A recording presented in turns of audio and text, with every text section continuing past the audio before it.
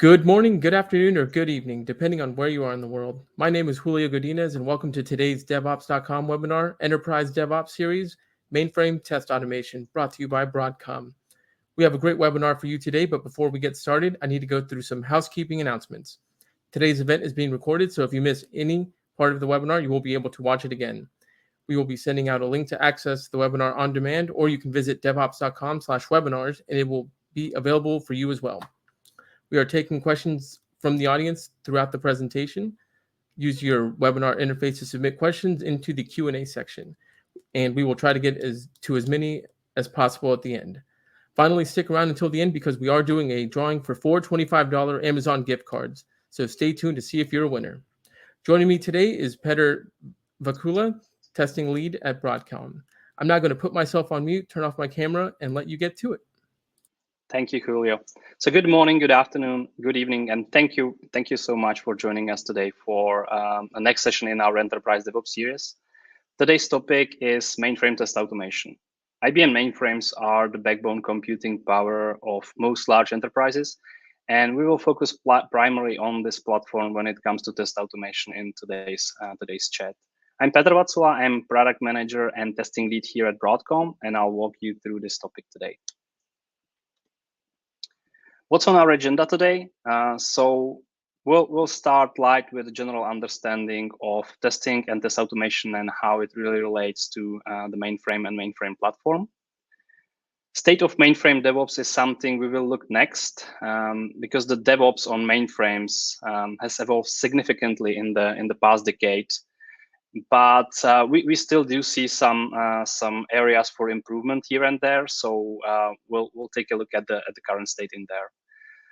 Agile transformation will be our next stop, and Agile transformation was one of the reasons for the significant DevOps evolution. And we'll take a look at why testing and test automation is lagging behind, specifically on mainframe, and what we might do about it. Then I'll share with you our journey we took with our partner customers in understanding their testing needs, and of course, where we landed in terms of how to enable those testing needs. Closer to the end, we'll take a look at some sample test cases that we have here for you. And I'll ask Arnel, who will present this for you. He's one of our partner customers. So hold tight and let's jump into it. So first, some general understanding of what testing test automation is and how people are perceiving that. So if you look at the very first statement, then I think you would agree with it. Everyone understands testing is important, right? Testing ensures you deliver quality code. No one wants to deliver a buggy code and risk a customer satisfaction or even experience a production down situation. You for sure don't want to be in that situation. So generally, everyone understands that without testing, you cannot deliver quality code, and then you might put yourself in danger by delivering untested code. If you look at the second statement, then I think this is really coming, and it's dictated by common sense, really. Everyone understands automation of testing is important. If you automate your testing, then of course you free up your engineering time to invest into delivering some new business value, rather spending time repeatedly doing manual testing, right? So you would understand commonly that if you take your testing, put the effort into automating it, then you do not need to really go and redo that again. You do not need to go through the manual effort, and it will run automatically. And this for sure free you up for some of the new initiatives that your business might be dictating you to do so. And so, yet most of the mainframe testing is done manually. So despite everyone understand testing and test automation needs, only very little testing is automated on the mainframe. Throughout my customer interactions, I learned that only about like 10% of the testing is automated. And before you start shouting out different numbers, what I mean by the testing automation is that I mean like fully automated from the testing itself to interpreting the results in a fully automated fashion as part of your software delivery pipeline. So why only so little is automated on the mainframe? And I think it's a combination. There are several factors coming from historical, cultural, as well as technical reasons. And as part of looking at those, we'll take a look at some of the aspects of why this is when we will be talking later on the Agile transformation in a moment. Okay, now I want to take a look at some outcomes of a recent study, the state of mainframe DevOps. And I want to highlight some of the concluded things throughout that study. And one of the conclusions that was driven there by a survey was that the automated testing tools have contributed the most to mainframe development improvements. So the potential of introducing fully automated testing drives a significant DevOps improvement, right? So just stop and think about it. 40% of the respondents said that these test automation tools have had very big impact on improving their overall DevOps. And I think you should keep that in mind when assessing the return on investments throughout different initiatives in your DevOps initiatives. So the automated testing tools and the focus on automated testing might yield a significant return on investment. And I think this is something that you should keep in mind. Another key takeaway for myself there was that, and I want to share this with you, is a statement from a director at a large financial institution that says, we knew that if we didn't include mainframes, this critical part of our infrastructure, in the DevOps process, then there would be consequences. If mainframes are a part of the process, you just can't ignore them and develop separately. So if you read a little bit into that, what it really means is that if mainframe is part of your DevOps, you really cannot leave it apart simply because it would eventually have impacts. And those impacts might be, and I've seen those, might be in terms of a bottlenecks, right? If you treat mainframe as an island, and if you don't include it into your overall enterprise DevOps processes, then this would probably run into some bottlenecks when developing your full stack application, because your full stack applications cover not only the distributed parts, non-mainframe parts, but also the mainframe. And if the mainframe development is not synced with those processes, then you put yourself into danger, and you will not be probably as agile as you can be. So keep in mind that the mainframe should be treated as yet another platform and not as something that is a stranger on an island. Okay, so how do we bring about the test automation culture? So previously I've indicated that there are still some improvements when it comes to test automation specifically on the mainframe.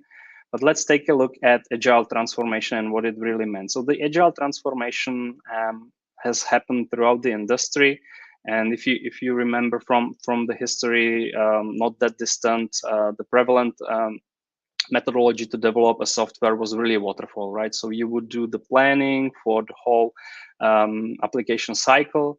After that, you would spend years developing that, and only after that period you would release that. This proved to be kind of inefficient when providing the new value to your customers, to your users. So that's why the Agile transformation happened. And this also impacted the mainframe as well. So even on mainframe now, you see that the Agile Scrum teams are being prevalent. And all the Agile teams, also those on mainframe, are empowered to be self-managed and take on full responsibility of the team's end product. So the teams are being asked to really take the life cycle of their product from the beginning to the end. But still on the mainframe, that is even today a little bit seen as a siloed entity. Even within the mainframe are some siloed parts. So one of the siloed part here might be the testing, because the QA testing is not always part of the Agile team. And when we worked with our partner customers, in this particular instance, a top 5 retail bank in the US, they've concluded that the ideal way to bring test automation to the mainframe is to shift it left into the local development and CI/CD processes, enabling the Agile Scrum teams to create the tests. So even though you do see that the Agile transformation has happened, the teams are being asked to take responsibility for the application well-being. There are still some siloed entities when it comes to quality assurance, and the development team is not fully responsible for the product quality. And the recommendation is really shift left the responsibility directly to the development teams. And this would be probably about like doing some cultural shift when it comes to test creation, because when the development or the Scrum team develops the application, they are for sure doing testing. They do not like just code it and throw it away. They will for sure do testing. They'll start with unit testing. They might do some initial functional testing, maybe even look at some performance testing. But then the most part of the quality assurance is being done outside of the team, as what we've learned. And really empowering the Agile teams to own the responsibility for not only creating the tests, but also making sure that these tests are being leveraged at all levels of your service delivery lifecycle. That's probably the thing that we want to aim for, and we want to kickstart the test automation culture change. So empowering these teams to own the responsibility of creating tests at all levels that can be reused at any level of service delivery lifecycle is key to kickstart the test automation culture change. If you now would embrace the shift lefting of the quality assurance testing closer really to the Agile team where the development happens and be part of the team, then there might be an obvious question that you might want to ask yourself straight away, right? Really, who writes the automated tests within the team? Should it be developer? Should it be someone who represents their quality analyst if it is part of the team? Is it someone who's very focused on automating the test cases? Someone like software development engineering test?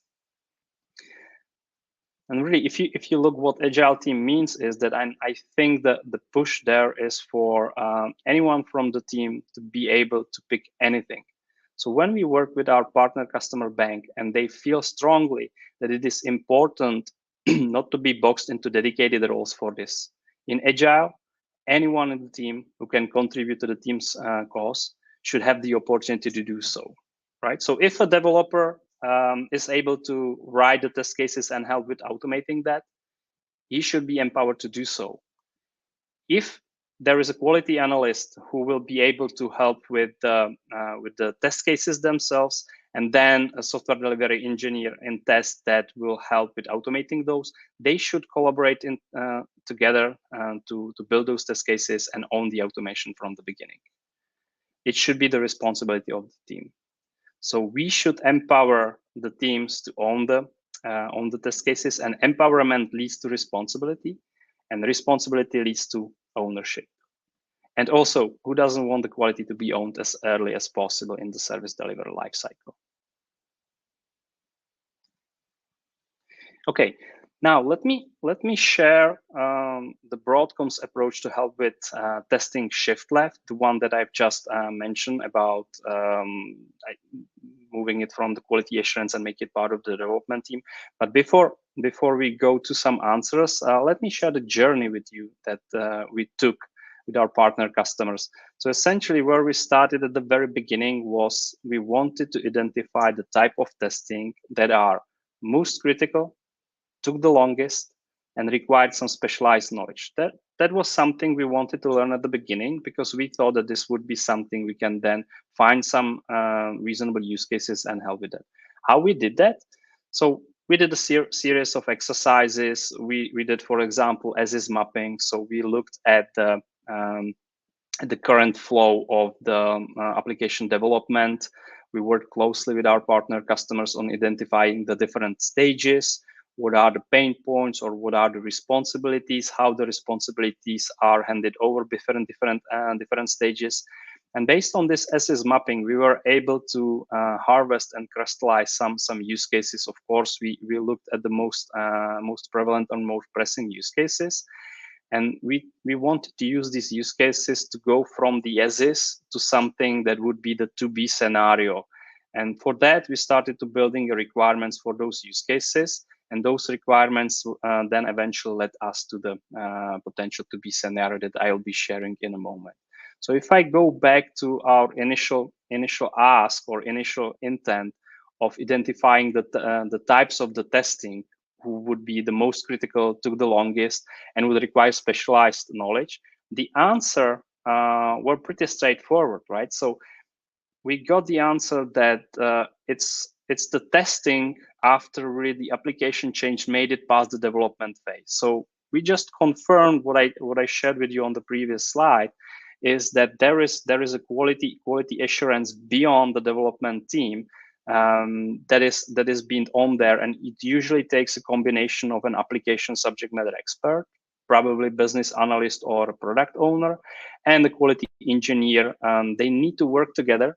They need to identify set or subset of test cases that needs to be run for the specific application change in order to get an approval for promoting this application change into production.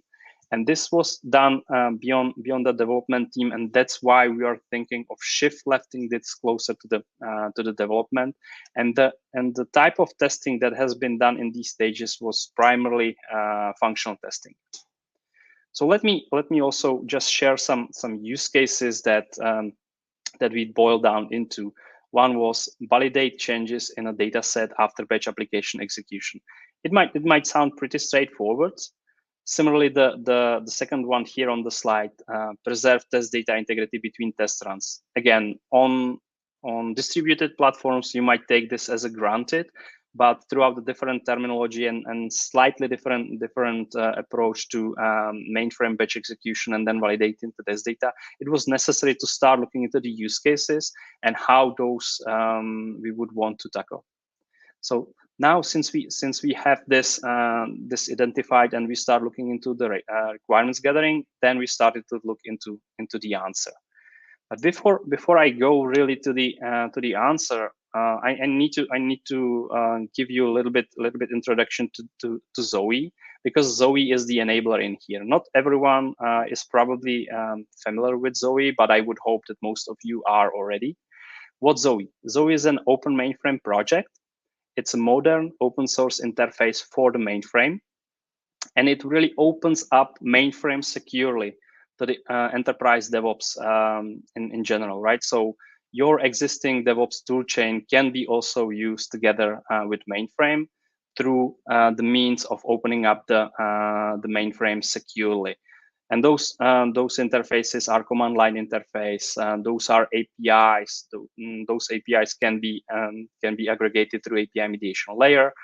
Of course, as part of Zowe, you would find an IDE extensions for Visual Studio Code. There is also an web UI and a software development kit or SDKs that enables you to call the mainframe actions directly through your toolchain that you are already leveraging as part of your enterprise DevOps. What's more important and appealing around Zowe is that it builds community around mainframe DevOps, and it kind of makes mainframe exciting for some of the folks younger in their or early in their careers. What's really about Zowe? It's really the first open source project based on ZOS. And the initial contributors were from Broadcom, IBM, and Rockets. You do see some statistics in here. Just noteworthy mention is that most of the committers now are coming from Broadcom, and I think Broadcom now owns most of the Zowe conformance badges that conform with our CLI plugins or REST APIs that we do conform with Zowe criteria. hopefully this gives you some idea of what Zowe is, because Zowe approach and Zowe itself is really the enabler of what I will be talking on the next slide when it comes to the answer to Broadcom's approach to help with testing shift left. So as I mentioned, we worked with our partner customers, and we wanted to take a look whether the open approach to mainframe and DevOps would also play along with test automation. The motivation was simple, right? We are pretty successful with the open approach to mainframe and the DevOps practices. So how we can leverage that also for mainframe test automation. So again, we were working with our partner customers, especially those who already embrace the Zowe approach to opening up the mainframe securely. And we identified a set of APIs-based services that would enable the use of popular frameworks, test frameworks, and scripting languages that are already prevalent in the world of test automation on the mainframe.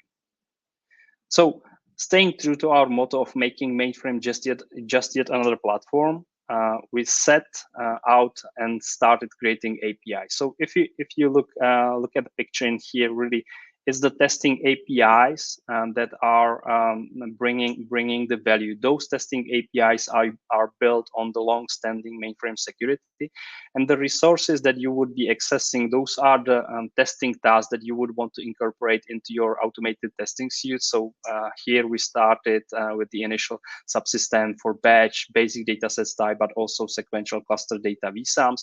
We're further looking into transactions and databases subsystems as well. And all this is powered by the IDEA and powered by Zowe. And it's the test automation developer choice of testing framework, because we're not dictating you what you should be, what coding language or what testing framework you should be using. It's really up to you, because those testing APIs can be leveraged in any of those. So just to repeat here, staying true to our motto, we really want to make sure that also the mainframe application testing open up mainframe as yet another platform in the hybrid ecosystem. And this all led us to start building so-called Test4Z. So Test4Z is the service and set of APIs that we initially built and released just recently. It's built on the platform. It's secured with the mainframe security, and our Test4Z APIs are conformant with the Zowe Zowe conformant criteria. And here you are looking at the Swagger API documentation describing the initial endpoints that you can use as the testing task as part of your test cases. So compare two data sets, search for specific strings within your data sets to filter on using COBOL copybooks, or you can prevent your test data through snapshot means, or if you would want to tackle some of the edge case scenarios for your testing, you might be doing some small updates to your test data just to drive slightly different test cases. So this is where Test4Z was built. These are the APIs, and this is the main power of the approach that we are suggesting in here. But when working with our partner customers, they do understand that the APIs are the foundational part of this approach. But our partner customers were really interested in more guided approach to get started. And so we looked and we saw that test scenarios and samples were really needed.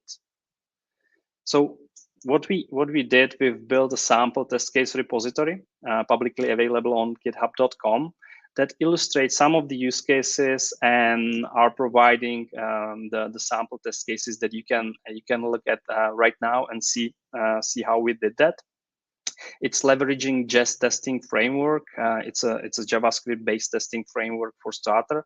It's easier to read, very well documented. So that's something that you can take a look and see for yourself right now. of course, we with our open up mainframe approach, we had some good successes with providing so-called SDKs for calling the REST API rather than giving the users only means of calling the REST APIs directly. So what we did for the samples that we are providing, we also built a Node.js library that is also publicly available.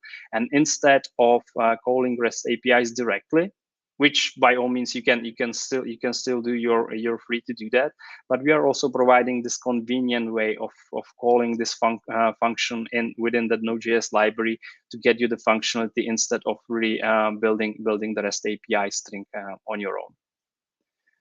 So now I've talked about the sample test cases, and I think what I wanted to hear is I want to show you a walkthrough of the sample library.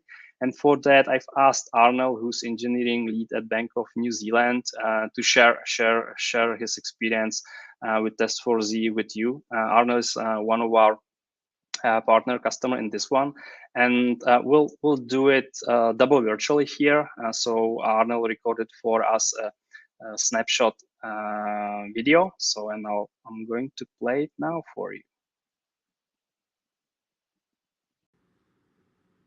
Hey everyone, this is Arnell, engineering lead at the Bank of New Zealand. We're delighted to be able to leverage enterprise testing frameworks for Mainframe with Test4Z. It enables us to automate more of our Mainframe QA process while taking advantage of existing in-house expertise and align them with the enterprise ID standards. Test4Z provides Mainframe testing capabilities through REST APIs. Let's explore Test4Z sample test case library with tests written in a Just JavaScript testing framework. What we're looking at now is a GitHub project, and the test4z sample readme.md file provides a quick overview of the service. It further describes steps needed to set up your development environment so you can easily run the sample test cases. The sample library comes not only with the sample test cases, but also with sample batch jobs and test data. All this can be easily deployed to your mainframe through an automation shell script. Let's go ahead and clone the test4z sample GitHub project. For that, we're going to use a freely available IDE, Visual Studio Code.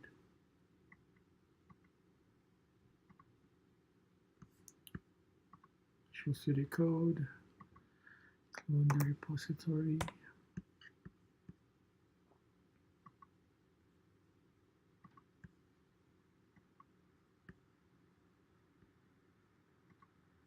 There you go. So we've just cloned the repository, and now let's look at its structure. By the way, we can also preview the readme.md file directly from Visual Studio Code. So the test4z project contains a source folder with two subfolders, setup files and test. The setup file subfolder contains a shell script and files that are used to set up the needed mainframe datasets, including JCLs and test data. While the test subfolder contains a Jest testing framework, test case samples. Those are organized in respect to the test4z service endpoints. So let's now explore the compared test case structure. What you see here is a test case written in Jest. The describe block introduces the whole test suite, and individual test cases are introduced by the test keyword. For this particular example, we have only one test case. You can also notice the setup before all and tear down after each. Methods are executed before and after each test case. Let's now look at the test case itself. The sample illustrates a situation where you want to compare a data set with a before and after a batch job execution state. So using the test for Z service, a snapshot dataset is created. Then the batch job itself is submitted and executed. So for each of these actions, you assert the expected outcome using the expect keyword. If the job is successful, then you compare the snapshot with the original dataset using test for Z service. Compare. And further on, using expect statements, you would assert the expected results. And that's that. A sample test case that I can grab, execute in my environment, and then use it as a guide to create test cases for my own testing scenarios. We're really looking forward to expanding our use of Test for Z as our API portfolio scope expands to include additional mainframe technologies. Thank you for watching. See you again soon.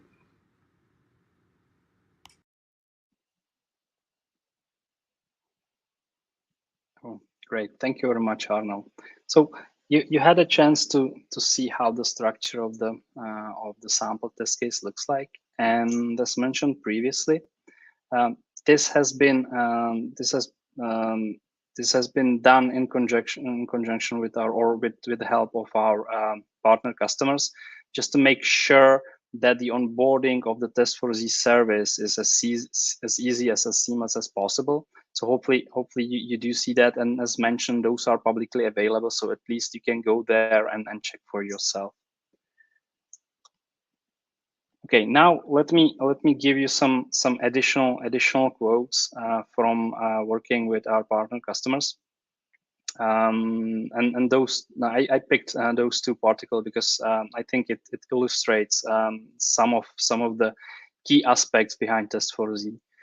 So DevOps product owner said that it might take a couple of hours to learn a new test framework, but we'd use any framework that offers the mainframe testing functions we need. And I think it illustrates that through some of the core mature mainframe teams, there might be a little unwillingness of experiment with new testing frameworks or different coding languages. But essentially, if you do have a need and if you do have a priority in automating your test cases because you see the return on investment, or you do have a specific need for that, then it should not matter what is the tool. It's just yet another tool. You will learn it, you will use it, and this is how it should really be. One of the other quotes that is coming from a software engineer who has very strong non-mainframe background, and I think it kind of underlines the main additional value of Test for Z. And he stated, "I like that it uses an existing open testing framework, which makes the mainframe testing tools more like distributed." So you should see the additional value immediately, right? So if the mainframe testing looks similarly as your distributed, then there are really no differences, and you are treating mainframe as yet another platform in your hybrid enterprise ecosystem, and that's where we should be all striving for. With that, I have some pointers for you that you might want to explore further if this has been interested to you. And I think that the very first thing that if you feel and if you want to look closer at the approach that Broadcom is taking with Test for Z, then please ask your Broadcom representative about Brightside. What is Brightside? Brightside is Broadcom's enterprise support offering, and this support offering includes also test for eligibility for Test for Z. So if you would ask for Brightside, this would also drive the conversation towards Test for Z. So please go and ask. What you can do right now is that you can check the github.com samples right away. So go under the Broadcom MFD organization, and the repository is simply called Test for Z. check it out. You can review those different use cases we've tackled there. The samples are illustrating the flow, and you should get a good idea of how this works. If you would want to learn a little bit more details than what I've shared with you today, then my colleague Pam Deason, she just recently published a medium.com blog on the modern-mainframe category, and so you can go there and read it on your own. It will give you additional more details. What I would, from my own experience, recommend is so-called design thinking workshop. And you can ask for the design thinking workshop with Broadcom specifically on testing. Why I would personally recommend this one to you is that it really gives you the opportunity to peer with us, with looking at your pain points, at your priorities from little distance, and trying to look at it out of the box, and we'll help you with that in the design thinking workshops. And it is really surprising when customers or the participant of a design thinking workshops are talking about the elephant in the room without really seeing him. And then when they realize that the elephant is there, it is the biggest benefit of these workshops that I've been part of, and I can only recommend it. So you can go to this URL and request a design thinking workshop, and I really recommend it to you. It's fun. One last pointer here, if you are interested in hearing more, next week there is a DevOps Enterprise Summit, and my colleagues will be talking in a session called Modern Test Automation from Cloud to Mainframe. This might be very interesting to you as well, and I encourage you to look at the DevOps Enterprise Summit to see more. That's that. Thank you very much. I'll share here also my email address with you if you would have any follow-up questions, or if you would want to just get in touch, drop me a message. My email address is peter.vatsula@broadcom.com. And with that, I'll take any questions that there might be in there. Let's see.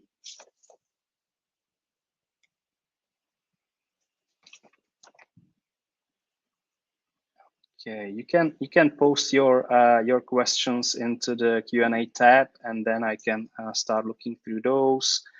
I see. I'm just looking through the chat, and in the chat we've pinned also the three URL pointers, so you can grab those and look at those directly for your convenience. So let's take a look at some of the questions. Okay, how can I try test4z? So the easiest, what you can do right now, you can check the open GitHub project. It will get you an idea on those use cases, as I've already mentioned. You'll see the different actions and how the test4z service is being called, and this might be the initial try of test4z experience. But going a little bit beyond that, what I might recommend is that if you don't own the Brightside support offering that includes the test4z eligibility, then you might get touch in with me, and what we can do, we can do workshop specifically dedicated to testing and test4z, and there we will provide you with the workshop environments, and through structured workshop exercises, you might get hands-on on the test4z and see for yourself. So this might be a very good opportunity for you. Thank you for the question. Yes, there is a question on pricing. Is there any pricing for using test4z? And there, as I've mentioned, this is part of the enterprise support offering for Zowe coming from Brightside. And so you would need to talk with your Broadcom customer representative to talk about the Brightside support offering.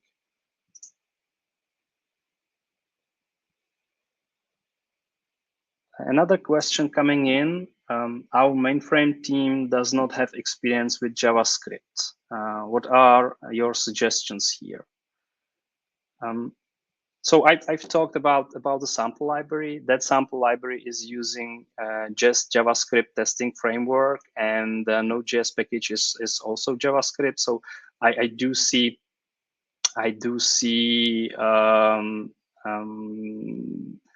that you might feel a little bit off if you don't use JavaScript very often. But really, what I would recommend here is pick another coding language, pick another testing framework.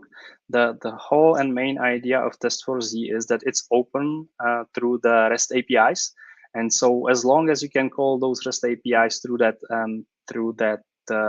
language, then you can leverage Test4Z. And is it Java? Is it Python? It's really up to you. But I can tell you, if in your team nowadays is at least someone, and I bet that there is someone like that, who would be willing to skill up when it comes to new technology, then it's nothing easier than just to like pick one, give that person the freedom of learn, upskill. And this would probably even help with transforming the cultural shift of having really the development teams owning the not only the development, but also the testing and quality of the overall product. Okay. Oh, thank you very much for this question. And I forgot that mention. Is there a price for design thinking workshop? There's none.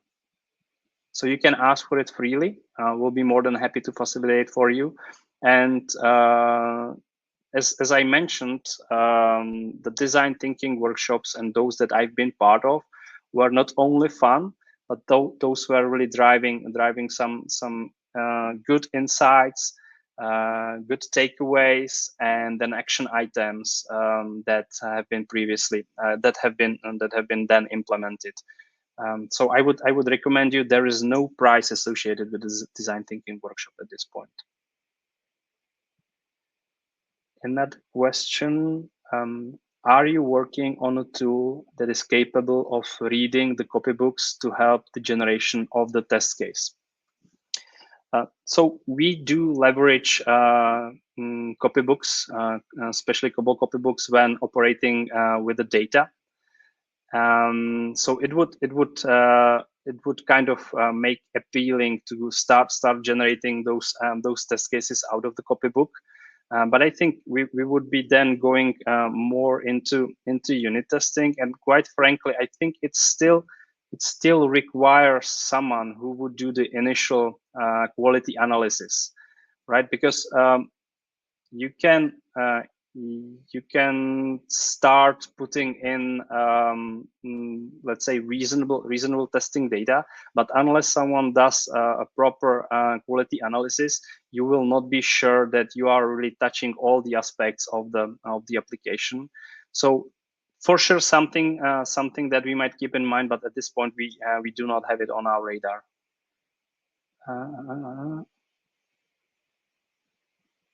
Okay, one more question I see in here. How do you automate testing of Kix transactions? Yeah, thank you very much for this question. I'll lead it with sharing with you some outcomes of research that we did related to Kix testing. So number one, surprisingly, most of the Kix testing is done manually.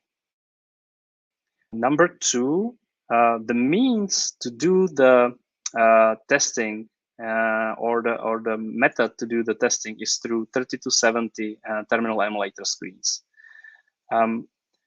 There is a desire to automate kick testing for sure, but the general belief is that the automation should simply automate what the human tester is doing. This might lead you into a realm of so-called robotic process automation, RPA, and it sounds really interesting, and it might be a way to go. But I myself haven't drive conclusions on that yet on the specific testing for kicks. Test4Z currently doesn't facilitate kicks test automation. But we're looking into it. So I myself still have many questions around the kicks testing and how to help with that. And since you've asked this question, I would expect that there is some need behind that. So what I'll ask you here, please drop me a message. And actually, anyone here on the call, if you do have a need for kicks test automation, or if you are looking into that, drop me a message, because I would want to chat on that. We can do it informally through one-on-one chats, or we can even empower a more structured way through the design thinking workshops, as I've introduced in here. Because eventually there are benefits not only for myself to extend the knowledge of how kicks testing is being done, but also for you to learn from what we know, and also you might able to help us to shape Test4Z to suit your own needs. And I think it might be very interesting. So please, if you are dealing or looking into automating kicks test applications, please drop me a message. Okay, I don't see any other question coming in.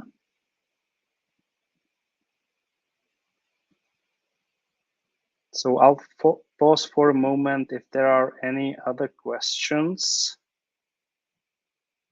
please type them in the QA chat.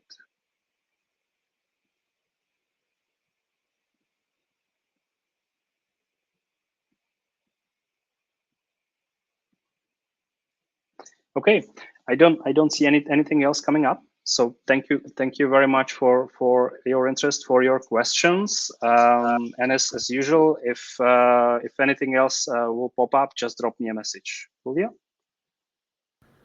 Okay, thank you very much, everyone. Just as a reminder that this webinar has been recorded and will be made available to you. Just look out on the DevOps.com website, and it'll be there for you. And now for our 4 Amazon gift card winners. Our first winner today is Don S. Congratulations, Don. Our second winner today is Dirk T. Our third winner is Dara S.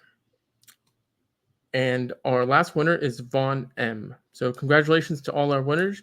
We'll be reaching out to you via email with instructions for claiming your Amazon gift card. So please check your inbox. And if you don't see it there, please check your spam folder. Thanks again, Petter, for an excellent webinar. And thanks again to the audience for joining us today. This is Julio Godinez signing off until next time. Be well.